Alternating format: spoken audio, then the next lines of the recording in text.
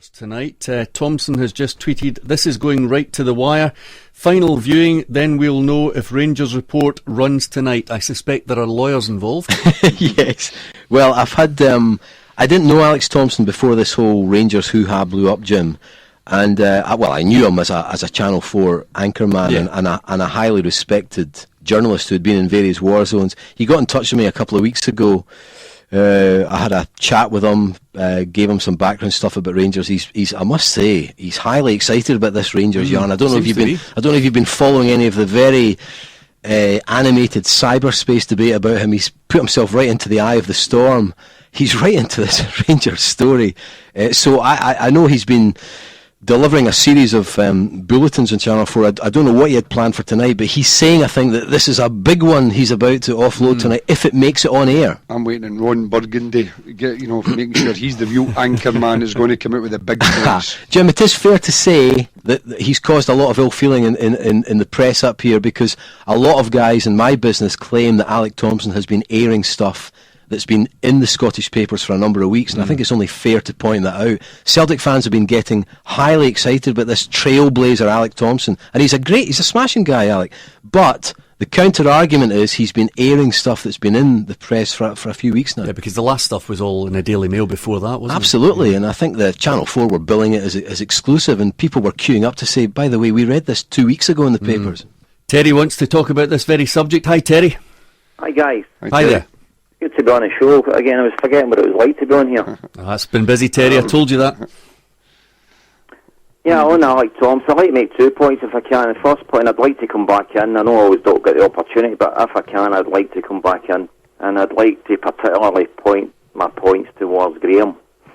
On Alex Thomson, I heard you saying there that there was some anger in the Scottish press because Alex Thomson was basically rehashing some of the stuff that had already been out there. Can you remind me what that was, Graham? Well, first of all, I don't think I used the word anger. I might have, but I'm pretty sure I didn't. I think some of the Scottish press were just just quiet or whatever. Yeah. Well, that's different. That's different. The Scottish press have noted, I think, that things that they claim, with I think some reason, that things have been put out in Channel 4 that might be deemed to be dramatic breaking news by Channel 4. For example, an interview with Hugh Adam. Now, Hugh Adam has been quite widely quoted everywhere, not just in the last 2 weeks, but in previous years. And Alex Thomson and Channel 4 aired an interview with Hugh Adam. As much as I admire Alex Thomson, and I bow to no one in admiring his pedigree as a journalist, I'm not convinced that was dramatic, original material. Did you think it was? No, I didn't think it was original material, but... Well, that's what I meant. What I did think was the Daily Mail were the only paper that actually carried a story that went along the lines of, well, what actually happened with the SPL, SFA in terms of these. What I've never heard, and with all due respect, we don't even know if that's true. You say only. You never let me finish there. Well, hang on, but we need to be very careful about this because it's a legal issue. You take what Hugh Adam is saying. You used the phrase Hugh Adam let us know what actually happened. That's his take on it. Other people at Rangers have said Hugh's mixed up about that. That isn't what actually happened. So all I'm saying to you is we have to be careful how we phrase this. Well, what surprised me about it was initially Alex Thomson approached the SFA and he was accused of lying. He was accused of being pig-headed. He had the phone put down on him, and he was actually lied to whoever the press person was that spoke to him at the SFA, because they told him that Campbell Ogilvie did not know anything about EBTs. Campbell Ogilvie came out the next day and in fact confirmed that he had an EBT. Then I heard nobody on the Scottish media or in the Scottish media or in any of the programmes I've listened to actually back a fellow journalist for having that kind of treatment. And then Alex Thomson himself went on to say that he's been in all sorts of war zones, but never in any of those war zones was he physically threatened by another journalist. He says there seems to be something going on when you ask questions about Rangers in this country, that people take exception to the fact that one of the journalists actually physically threatened him. I never heard anybody mention that. I read about it, but I never heard anybody in this show say it. Well, if newspapers. you'll forgive me for saying so, and it's important to clarify this, I would take that with a pinch of salt. And listen, I've not been slow to criticise my business, and everybody knows that. But I'm really sorry. I have to say to you, and I admire. You better say it to Alec Thompson, because I haven't said it. Oh, don't you worry. I speak to Alec a lot. I'll tell him. Listen, some of you guys. Did I make my second point? No, no. Finish. I'll clarify first. I think you're getting a bit overexcited about Alec Thompson, and I've said this to Alec.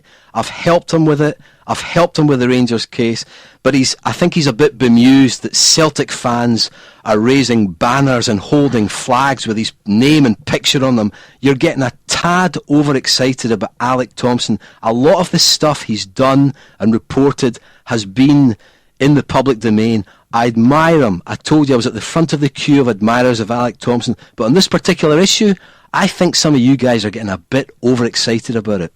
Terry. Yeah, well, I'm not in the least bit excited about it. Well, I know how it works up here, and I've tried to ask a question on this show a while back, and it's still not been answered. I've still not heard anybody else pose it. And what was it? That is, given that EBTs are an established fact, and given that the legality or the misuse of them is still to be established, but has no bearing on whether additional payments should be lodged at the SPL or the SFA. Now, why the fact that these... It's a simple question that Stuart Regan... I've not heard them ask, and that's why I was disappointed with Alec Thompson. Didn't ask him.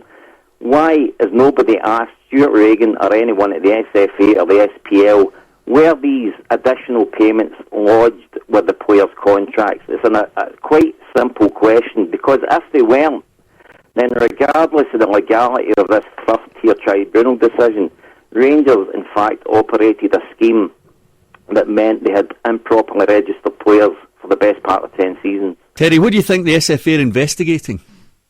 No, now they're investigating it because of what Hugh Adams said. Nah, it's not just to do with Hugh Adams, but anyway. Terry, you come on here to talk about Michael Johnson, so can you get to that point?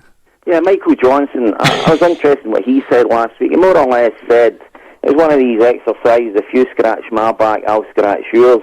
And he was alluding to the fact that he's looking, and the other 10 are looking for the vote to change.